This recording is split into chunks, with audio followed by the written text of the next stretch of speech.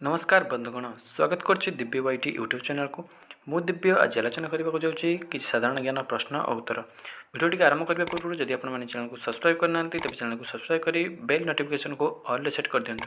तो आसन देखा आज प्रथम प्रश्न आम देश में केतोटी राज्य और केन्द्रशासित अंचल अच्छी।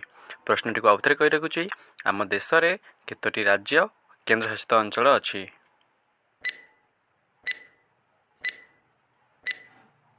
5 सेकेंड समय सरी जाइए। आसन देखा सठिक उत्तर हूँ 28 राज्य और 9टी केन्द्रशासित अंचल। आम देश में 28 राज्य और 9टी केन्द्रशासित अंचल अच्छी। परवर्ती प्रश्न कही गांधीजी को महात्मा आख्या किए देते। गांधीजी को महात्मा आख्या किए देते। 5 सेकेंड समय आरंभ हो। जदि उत्तरटी आपको जन थाए तेज कमेंट निश्चित जनातु। 5 सेकेंड समय सरी जाइए। आसन देखा सठिक उत्तर हूँ रवींद्रनाथ ठाकुर। गांधीजी को रवींद्रनाथ ठाकुर महात्मा आख्या देते। परवर्ती प्रश्न जय हिंद स्लोगान किए देते।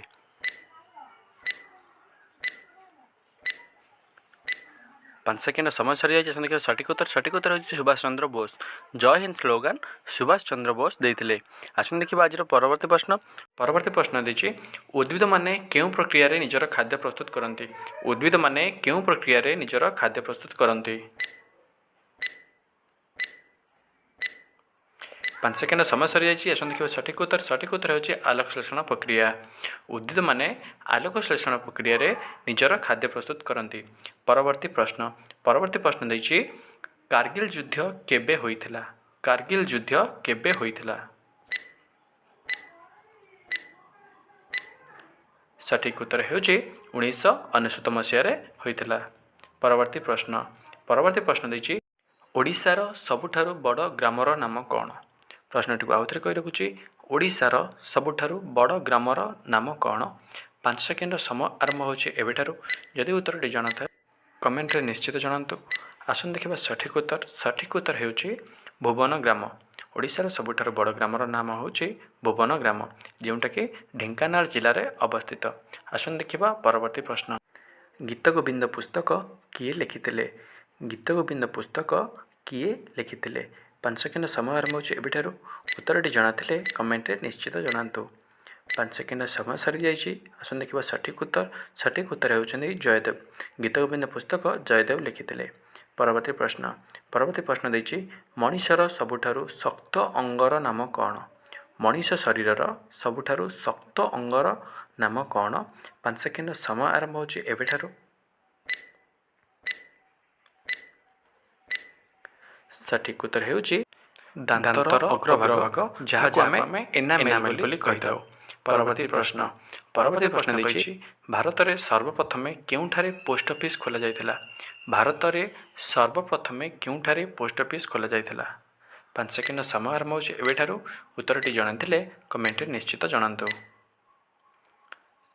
5 सेकेंड समय सरी जाइछि। आसन देखिबा सठिक उत्तर होछि कलिकता। भारत में सर्वप्रथम कलिकता ठारे पोस्ट ऑफिस खोला जाइथिला। परवर्ती प्रश्न कहिछि भारतर सर्वप्रथम दूरदर्शन केंद्र केउठारे अवस्थित।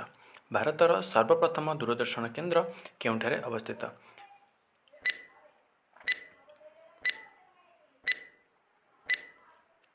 सठिक उत्तर हेउछि दिल्ली। भारतर सर्वप्रथम दूरदर्शन केंद्र दिल्ली ठारे अवस्थित। आसंत आलोचना करिबा परवर्ती प्रश्न कहिछि भारतर प्रथम महिला राष्ट्रपति भावे किए नियुक्ति होइतिले। भारतर प्रथम महिला राष्ट्रपति भावे किए नियुक्ति होइतिले। 5 सेकेंड समय आरंभ होछि एबेठारु। उत्तरटी जणाथिले कमेंट रे निश्चित जणांतु। 5 सेकेंड समय सरी जाइछि। आसन देखिबा सठिक उत्तर हेउछि श्रीमती प्रतिभा पाटिल। भारतर सर्वप्रथम महिला राष्ट्रपति भावे श्रीमती प्रतिभा देवी सिंह पाटिल नियुक्ति होइतिले। परवर्ती प्रश्न देछि केउंटी भारतर सबुठारु अधिक जनगहली सहर। केउंटी भारतर सबुठारु अधिक जनगहली सहर।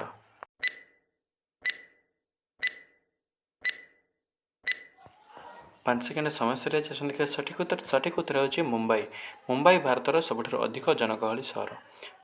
परवर्ती प्रश्न प्रथमे केउं धर्म प्रवर्तन करा जाइथिला।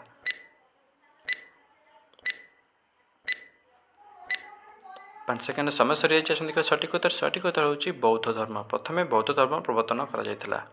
ପରବର୍ତ୍ତୀ ପ୍ରଶ୍ନ, ମୋତେ ରକ୍ତ ଦିଅ ମୁଁ ତୁମକୁ ସ୍ୱାଧୀନତା ଦେବି। ମୋତେ ରକ୍ତ ଦିଅ ମୁଁ ତୁମକୁ ସ୍ୱାଧୀନତା ଦେବି, ଏ କଥା କିଏ କହିଥିଲେ? ପାଞ୍ଚ ସେକେଣ୍ଡ ସମୟ ଆରମ୍ଭ ହେଉଛି ଏବେଠାରୁ। ଯଦି ଉତ୍ତରଟି ଜଣାଥାଏ କମେଣ୍ଟରେ ନିଶ୍ଚିତ ଜଣାନ୍ତୁ।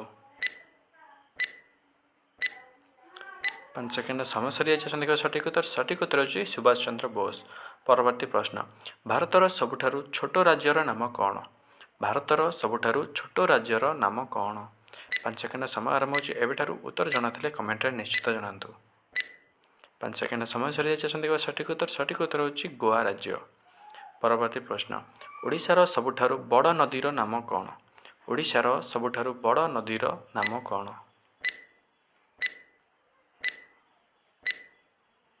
ସଠିକ୍ ଉତ୍ତର ହେଉଛି ମହାନଦୀ। ଓଡ଼ିଶାର ସବୁଠାରୁ ବଡ଼ ନଦୀର ନାମ ହେଉଛି ମହାନଦୀ।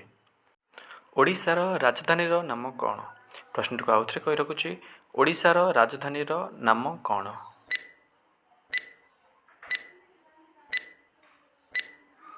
ସଠିକ୍ ଉତ୍ତର ହେଉଛି ଭୁବନେଶ୍ୱର।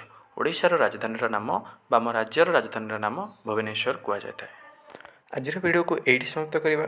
ଯଦି ଭିଡ଼ିଓଟି ଆପଣମାନଙ୍କୁ ଭଲ ଲାଗିଛି ତେବେ ତଳେ ଦେଇଥିବା ଲାଲ କଲରର ସବସ୍କ୍ରାଇବ୍ ବଟନ୍ କ୍ଲିକ୍ କରି ସବସ୍କ୍ରାଇବ୍ କରିଦିଅନ୍ତୁ ଓ ବେଲ୍ ନୋଟିଫିକେସନ୍କୁ ଅଲ୍ରେ ସେଟ୍ କରିଦିଅନ୍ତୁ।